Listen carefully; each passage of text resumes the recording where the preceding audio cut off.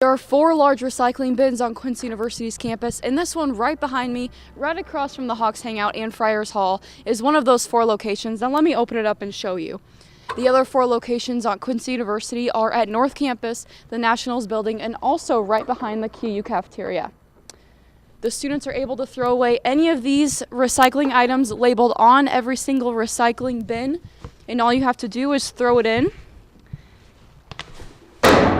And it's taken care of every Monday. One of the leading causes to obesity is an unhealthy diet, but not only that, portion control. Serving sizes are supposed to be here, but now they're here, 2 to 3 times larger than what they're supposed to be. Underneath this sidewalk that students from Garner and Woods Hall walk daily are pipes that are connected to a water heater that date back to the 1950s. Director of Facilities Randy Johnson says that these pipes are expected to be replaced within the next 4 to 6 weeks. Snow is falling from the sky, yet you can still find the Quincy University cross-country team practicing outdoors, but you won't spot Edgar. He's taking that precautionary step to not get sick during this winter season. But normally the cross-country team warms up and stretches right in between Padua Hall and the Hawks Hangout, and then spends 30 to 45 minutes running different routes around Quincy. A few alumni donors helped make a future renovation project a present reality. The North Campus courtyard was home to a Stations of the Cross that dated back to when the building was a seminary. The stations at that time were constructed with wood and plaster Paris. Over the years, they've been worn down by the weather. The materials weren't meant to last forever, and so it had kind of deteriorated over time. A lot of them had fallen off, and it was in kind of disrepair. The university and its donors wanted to bring it back to life. We feel like this is very important because it really speaks to the mission of the university to be able to provide outward signs of our faith to the community. The new stations will be constructed with marble and granite. I'm walking along a pathway that's soon to be covered in cement to complete the Stations of the Cross revamp here in the courtyard of North Campus. You can see behind me there are 14 flags that indicate exactly where each of the 14 granite structures will be located. The stations will be open to retreat programs and the community. One donor is making the project in memory of Father Phil Habing. The donor was very much influenced by him when he taught here, and he wanted to do something in memory of him. The project is set to be completed by the end of November. Abigail Moore, QUTV News, Quincy.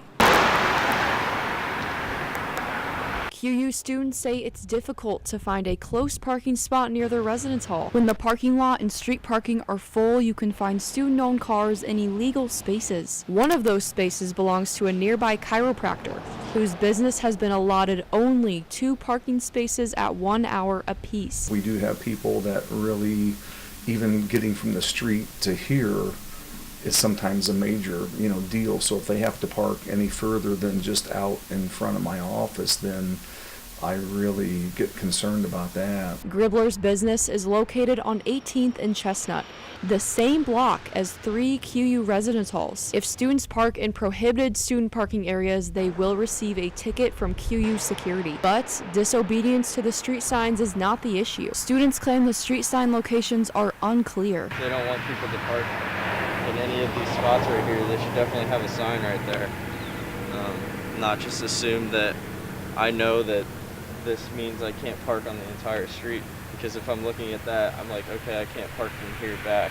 To avoid parking in the wrong areas, security advises to park in C-Lot. Head of Security Sam Lathrop says that if you are coming off a long night, you can't find a parking spot, park in C-Lot, call security, and they will take you to your dorm so you can avoid getting another ticket. Abigail Moore, QUTV News, Quincy.